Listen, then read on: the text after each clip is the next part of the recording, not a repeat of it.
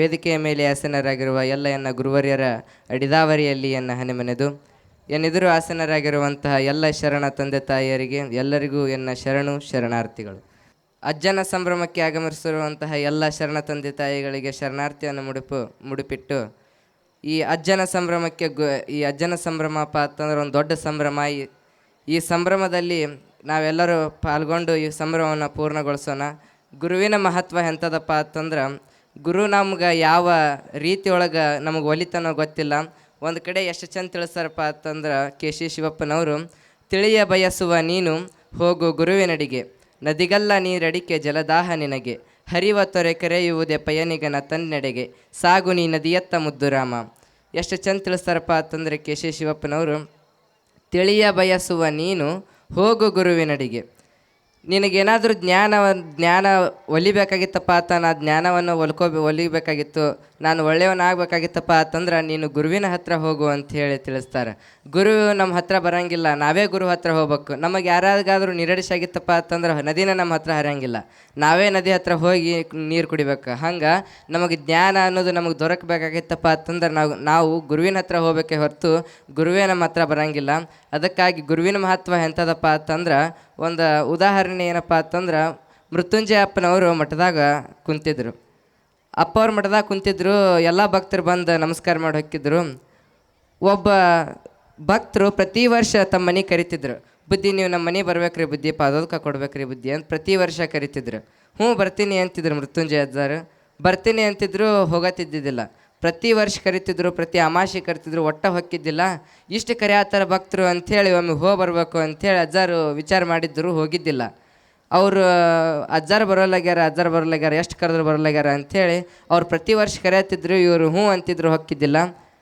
ಕೆಲವೊಂದಿಷ್ಟು ದಿವಸ ಆದ್ಮ್ಯಾಗ ಅವ್ರ ಮನ್ಯಾಗ ಒಂದು ದೊಡ್ಡ ಘಟಸರ್ಪ ಬರಾಕತ್ತು. ಇದು ಸರ್ಪ ದಿನ ಬರತ್ತಲ್ಲ ಮನ್ಯಾಗ ಅಂಥೇಳಿ, ಅದು ಆ ಸರ್ಪ ಪೂಜೆ ರೂಮ್ನ್ಯಾಗ ಒಂದು ಸಣ್ಣ ಕಿಂಡಿಯಿಂದ ಹೊರ ಬರತ್ತಿತ್ತು. ಈ ದೊಡ್ಡ ಸರ್ಪ ಬರತೈತಿ, ಮತ್ತು ಮನ್ಯಾಗ ಮಕ್ಕಳದು ಅದಾವು, ಇದನ್ನು ಹೆಂಗಾರ ಮಾಡಿ ನಿಂದ್ರಿಸ್ಬೇಕು ಅಂಥೇಳಿ ಆ ಕಿಂಡಿನ ಬಂದ್ ಮಾಡಿಬಿಟ್ರು. ಪೂಜೆ ರೂಮ್ನ್ಯಾಗ ಕಿಂಡಿನ ಬಂದ್ ಮಾಡಿದ್ರು. ಅವಾಗ ಆ ಸರ್ಪ ಬರೋದೇನೋ ನಿತ್ತು. ಅವಾಗ ಅಜ್ಜಾರ್ಲಕ್ಕೆ ಮತ್ತೆ ಮುಂದಿನ ಸತ ಬಂದು, ಅಪ್ಪವ್ರ ಪ್ರತಿ ವರ್ಷ ಕರಿತೇವೆ ಬರ್ರಿ ಬುದ್ಧಿ ಈ ಸತಾರ ಅಂತಂದ್ರು. ಅವಾಗ ಅಜ್ಜವ್ರಂದ್ರು, ನೀವು ಕರೆದಿದ್ದಕ್ಕೆ ನಾ ಬರಬೇಕು ಅಂಥೇಳಿ ನಿಮ್ಮ ಮನೆಗೆ ಬಂದ್ರೆ ನಾ ಬರೋ ದಾರಿನ ಬಂದ್ ಮಾಡಿರಿ, ನಾ ಹೆಂಗೆ ಬರಲಿ ಅಂತಂದ್ರೆ ಅಜ್ಜಾರು ನಮ್ಗೆ ಯಾವ ರೂಪದೊಳಗೆ ಬರ್ತಾರೋ ಗೊತ್ತಿಲ್ಲ, ಆದರೆ ಅವರು ನಮಗೆ ಆಶೀರ್ವಾದ ನೀಡಕ್ಕಂಥೇಳಿ ನಮ್ಮ ಭಕ್ತಿ ಇತ್ತಪ್ಪ ಅಂತಂದ್ರೆ ಅವ್ರು ಯಾವ ರೂಪದೊಳಗಾದರೂ ನಮಗವ್ರು ದಯಪಡಿಸ್ತಾರೆ. ಅದಕ್ಕಾಗಿ ನಾವು ಈ ದೇಹ ಎಷ್ಟೇ ಕಾರ್ಯ ಮಾಡಿದ್ರಪ್ಪ ಅಂತಂದ್ರು ಈ ದೇಹಕ್ಕೆ ಕಿಮ್ಮತ್ತಿಲ್ಲ, ಈ ದೇಹ ಮಾಡೋ ಕಾರ್ಯಕ್ಕೆ ಭಾಳ ಕಿಮ್ಮತ್ತೈತಿ.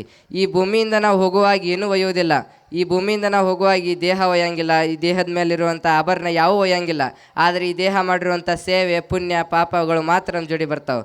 ಅದಕ್ಕಾಗಿ ಒಂದು ಕಡೆ ಬಸವಣ್ಣನವ್ರು ಎಷ್ಟಂತ ತಿಳಿಸ್ತಾರಪ್ಪ ಅಂತಂದ್ರೆ, ವ್ಯಾಧನೊಂದು ಮೊಲನ ತಂದಡೆ ಸಲಿವ ಹಾಗಕ್ಕೆ ಬಿಲಿವರಯ್ಯ, ನೆಲನಾಳುವವ ಹೆಣನೆಂದರೆ ಒಂದು ಅಡಿಕೆಗೆ ಕೊಂಬರಿಲ್ಲ ನೋಡಯ್ಯ, ಮೊಲಗಿಂತ ಕಷ್ಟ ನರನ ಬಾಳುವೆ ಸಲೆನಂಬೋ ನಮ್ಮ ಕೂಡಲ ಸಂಗಮ ದೇವನ. ಪ್ರಸ್ತುತ ವಚನದಲ್ಲಿ ಅಪ್ಪ ಬಸವಣ್ಣನವ್ರು ಎಷ್ಟಂತ ತಿಳಿಸ್ತಾರಂದ್ರೆ, ವ್ಯಾಧನೊಂದು ಮೊಲನ ತಂದಡೆ. ವ್ಯಾಧಪ್ಪ ಅಂತಂದ್ರೆ ಒಬ್ಬ ಬೇಟೆಗಾರ ಒಂದು ಮೊಲವನ್ನು ಹೊಡೆ ಹಿಡಿದು ಬೇಟೆ ಆಡಿ ತೊಗೊಂಬಂದಪ್ಪ ಅಂತಂದ್ರೆ ಅದನ್ನು ದುಡ್ಡು ಕೊಟ್ಟು ತಗೋತಾರಿಲ್ರಿವ. ಒಂದು ಮೊಲನ ಬೇಟೆ ಆಡಿ ತೊಗೊಂಬಂದಪ್ಪ ಅಂತಂದ್ರೆ ಅದನ್ನು ದುಡ್ಡು ಕೊಟ್ಟು ಮಾರುಕಟ್ಟೆ ಒಳಗೆ ತಗೋತಾರೆ. ಆ ಒಂದು ಮೊಲನ ದುಡ್ಡು ಕೊಟ್ಟು ತಗೋತಾರ. ಒಬ್ಬ ಮನುಷ್ಯ ಸತ್ತನಂದ್ರೆ ಯಾರು ತಗೋತಾರೇನ್ರಿ? ಯಾರೂ ತೊಗೊಳೋದಿಲ್ಲ. ಆ ಮೊಲಕ್ಕೆ ದುಡ್ಡು ಕೊಟ್ಟು ತಗೋತೀರಿ, ಮನುಷ್ಯನಿಗೆ ದುಡ್ಡು ಬೇಡ, ಒಂದು ಸಲ ಅಡಿಕೆ ಕೊಟ್ಟು ತಗೋರಿ ಅಂದರೂ ಯಾರೂ ತೊಗೊಳೋದಿಲ್ಲ. ಈ ದೇಹಕ್ಕೆ ಕಿಮ್ಮತ್ತಿಲ್ಲ ಹೊರತು ಈ ದೇಹ ಮಾಡುವ ಪುಣ್ಯ ಮತ್ತು ಪಾಪಗಳಿಗೆ ಮಾತ್ರ ಕಿಮ್ಮತ್ತೈತಿ. ಈಗ ನೀವು ಸ್ಮಶಾನಕ್ಕೆ ಹೆಣವನ್ನು ಸುಡಾಕೆ ಒಯ್ಯಾತಿರ್ತೀರಿ. ಹೆಣ ಸುಡಾಕೆ ಒಯ್ಯಾಗ ಕಾಲಾಗಿನ ಪಾದರಕ್ಷೆ ಇಲ್ಲೇ ಮಳೆ ಬಂದೈತ್ರಪ್ಪ ಸ್ವಲ್ಪ ಬಿಟ್ಟು ಹೋಗ್ತೀನಿ ಅಂದ್ರೆ ಯಾರ ಮನೆ ಮುಂದೆ ಬಿಟ್ಟು ಹೋಗ್ತೀನಿ ಅಂದ್ರೆ ಯಾರಾಗಲಿ ಯಾಕೆ ಹೋಗ್ಲಕ್ಕೆ ಬಿಟ್ಟು ಹೋಗ್ರಿ ಅಂತಾರೆ. ಕಾಲಾಗಿನ ಪಾದರಕ್ಷೆ ಬಿಟ್ಟು ಹೋಗ್ತೀನಿ ಮಳೆ ಬಂದೈತಿ ಅಂತಂದ್ರೆ ಯಾಕೆ ಹೋಗ್ಲಕ್ಕೆ ಬಿಟ್ಟೋರಿ ಅಂತಾರೆ. ಮಳೆ ಬಂದೈತಿ ಹೆಣ ಇಟ್ಕೋರಿ ಅಂದ್ರೆ ಯಾರು ಇಟ್ಕೋತಾರೇನ್ರಿ? ಯಾರೂ ಇಟ್ಕೊಳೋದಿಲ್ಲ. ಅಂದ್ರೆ ಮನುಷ್ಯ ಹಾಕು ಚಪ್ಪಲಿ ಕಿಮ್ಮತ್ತೈತಿ, ಮನುಷ್ಯ ಹಾಕು ಪಾದರಕ್ಷೆ ಕಿಮ್ಮತ್ತೈತಿ, ಆದ್ರೆ ಮನುಷ್ಯನಿಗೆ ಕಿಮ್ಮತ್ತಿಲ್ಲ. ಈ ಮನುಷ್ಯ ಕಿಮ್ಮತ್ತು ಯಾವಾಗ ಬರ್ತೈತಪ್ಪ ಅಂತಂದ್ರೆ ನಾವು 4 ಮಂದಿಗೆ ಒಳ್ಳೆಯದನ್ನು ಮಾಡಬೇಕು. ನಮ್ಮ ಕೈಯಾಗ ಏನೂ ನೀಗಲಿಲ್ಲಪ್ಪ ಅಂತಂದ್ರೆ, ನಮಗೆ ಕೈಯಾಗ ರೊಕ್ಕಿಲ್ಲ, ನಮ್ಮ ಹತ್ರ ದುಡ್ಡಿಲ್ಲ, 4 ಮಂದಿಗೆ ಸಹಾಯ ಮಾಡ್ಬೇಕಂದ್ರೆ ನಮ್ಮ ಕೈಯಾಗ ದುಡ್ಡಿಲ್ಲ, ನಮ್ಮ ಲೆಕ್ಕ ಏನೂ ಇಲ್ಲಪ್ಪ ಅಂತಂದ್ರೆ ಮಠಕ್ಕೆ ಹೋರಿ. ಮಠಕ್ಕೆ ಹೋಗಿ ಮಠದಾಗ ಸೇವಾ ಮಾಡಿರಿ, ನಿಮಗೆ ಪುಣ್ಯ ದೊರಕ್ತೈತಿ. ಅದು ಆಗಲಿಲ್ಲಪ್ಪ ಅಂತ ಮಠದಾಗ ಕಸ ಹುಡುಗ್ರಿ, ಅದರಿಂದನೂ ಪುಣ್ಯ ಬರುತ್ತೆ. ಅದು ಆಗಲಿಲ್ಲಪ್ಪ ಅಂತ ಗುರುವಿನ ಸೇವಾ ಮಾಡಿರಿ, ಅದರಿಂದನೂ ಪುಣ್ಯ ಬರುತ್ತೆ. ಅದು ಆಗಲಿಲ್ಲಪ್ಪ ಅಂತ ನಮ್ಮ ಕೈ ಏನೂ ನಿಗೋದಿಲ್ಲ ಅಂದ್ರೆ ಬಂದು ಭಕ್ತರಿಗೆ ಒಂದು ನಾಲ್ಕು ಅಲ್ಲೇ ಮಠದಾಗಿರುವಂಥ ಪ್ರಸಾದವನ್ನು ಬಂದು ಭಕ್ತರಿಗೆ 4 ತುತ್ತು ನೀಡಿಬಿಡ್ರಿ, ನಿಮಗೆ ಜೀವನ ಪೂರ್ತಿ ಪುಣ್ಯ ಬರ್ತೈತಿ. ಅದಕ್ಕಾಗಿ ನಾವು ಗುರುವಿನ ಅನುಗ್ರಹ ಒಳಗಿದ್ದು ಗುರುವಿನ ಆಶೀರ್ವಾದದೊಳಗೆ ನಾವು ಬದುಕಿದೇವಪ್ಪ ಅಂತಂದ್ರೆ ಆ ಪುಣ್ಯ ಅನ್ನೋದು ನಮ್ಮನ್ನು ಕಾಪಾಡ್ತೈತಿ. ಈ ಜನ್ಮಕ್ಕೆ ದೇಹಕ್ಕೆ ಕಿಮ್ಮತ್ತು ಅನ್ನೋದು ಬರ್ತೈತಿ. ಈ ಭೂಮಿ ಮ್ಯಾಗ ನಾವು ಯಾರು ಹೆಸರು ಈ ಭೂಮಿ ಮ್ಯಾಗ ಎಲ್ಲರೂ ಬಂದವ್ರು ಹೆಸರು ಉಳ್ಸಕ್ಕೆ ಬಂದಾರ, ಎಲ್ಲರೂ ಹೆಸರು ಉಳಿಸೇ ಹೋಗ್ಯಾರ. ಆದ್ರೆ ತಮ್ಮ ಆ ದೇಹವನ್ನು ಇಲ್ಲಿ ಯಾರು ಉಳಿಸೋಗಿಲ್ಲ. ನಮ್ಮ ದೇಹ ಉಳಿಯಂಗಿಲ್ಲ, ಹೆಸರು ಉಳಿಬೇಕು ಅಂಥೇಳಿ ಹಿರಿಯರು ಹೇಳ್ಯಾರ. ನಿನ್ನ ಉಸಿರು ನಿಲ್ಲುವ ಮೊದಲು ಹೆಸರು ನಿಲ್ಲುವ ಕೆಲಸ ಮಾಡಬೇಕು ಅಂಥೇಳಿ. ಅದಕ್ಕೆ ನಾವು ಹೆಸರು ನಿಲ್ಲುವ ಕೆಲಸ ಮಾಡ್ಬೇಕಪ್ಪ ಅಂತಂದ್ರೆ ನಾವು ಹೋಗುಟ್ರೊಳಗೆ 4 ಮಂದಿಗೆ ಆಸರ ಆಗಬೇಕೇ ಹೊರತು ಬೇಸರ ಹೋಗೋದು ಬೇಡ ಅಂತ ಹೇಳ್ತಾ ಈ ನಾವು ಪ್ರವಚನವನ್ನು ಗುರುವಿನ ಪಾದಕ್ಕೆ